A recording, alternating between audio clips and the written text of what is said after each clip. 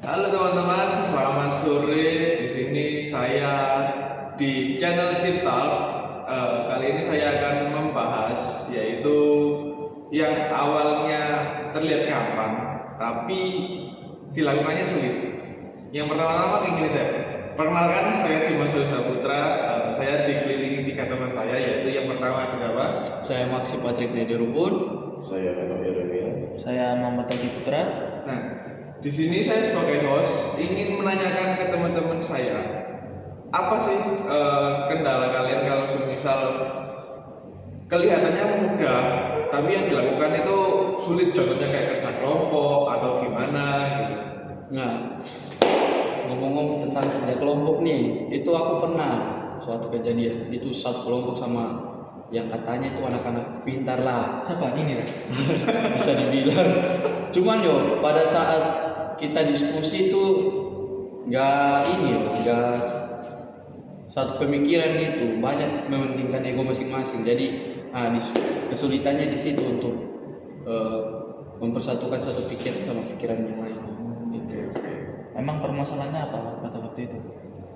Itu karena tugas simpel aja, tugas kelompok. Cuman mungkin yang lain merasa diri pintar kan, jadi gak mau kerjasama. Sebenarnya itu kunci untuk bisa tugas cepat selesai itu kerjasama. Berarti dia itu meningkatkan egonya sendiri. Iya, masing-masing orang perorangan kan merasa diri pintar, jadi ya begitu mereka gak mau menurunkan ego mereka masing-masing. Nah, menurutmu sendiri Reflex, setelah kamu kerja kelompok itu ya, kan itu kan ada terdiri sekitar mungkin ada 3 orang atau Iya. yang kamu ketemukan itu kendalanya apa sih di dalam kelompokmu? Pas kayak kalian yang berlima nih, entah mungkin kalian kurang komunikasi atau kalian punya pendapat masing-masing, tapi kalian kan ngomongin dulu atau sudah kayak tinggal ini ada tugasnya nih langsung aja gitu kerjain masing-masing, terus pas sudah nanti pertengahan atau mau ke akhir tiba-tiba di situ kalian baru munculnya masalah atau gimana? Nah, pertama itu sih yang paling ini ya, mempengaruhi itu satunya itu komunikasi. Ya, komunikasi yang sangat berpengaruh. Yang kedua itu yang tadi dibilang sama Heno, apa? Karena ego juga sih. Ya, ego itu yang sangat ya begitulah mas. Namanya juga manusia kan, jadi gak mau menurunkan ego masing-masing, kalian merasa diri pintar. Yang ketiga itu karena jarang berkomunikasi juga. Pasti berat itu. Iya, pasti berat banget. Soalnya yo, kita kalau dari awal-awal sudah komunikasi, udah menurunkan ego, itu pasti saja tugas itu berjalan dengan baik lah. Berarti kedepannya nanti kalau bisa itu kamu terjadi hal seperti itu kamu menurunkan ego ya berarti. Iya. Nah, terus sama aku tambahin mengajak merangkul temannya untuk mari sama-sama untuk menyelesaikan tugas itu.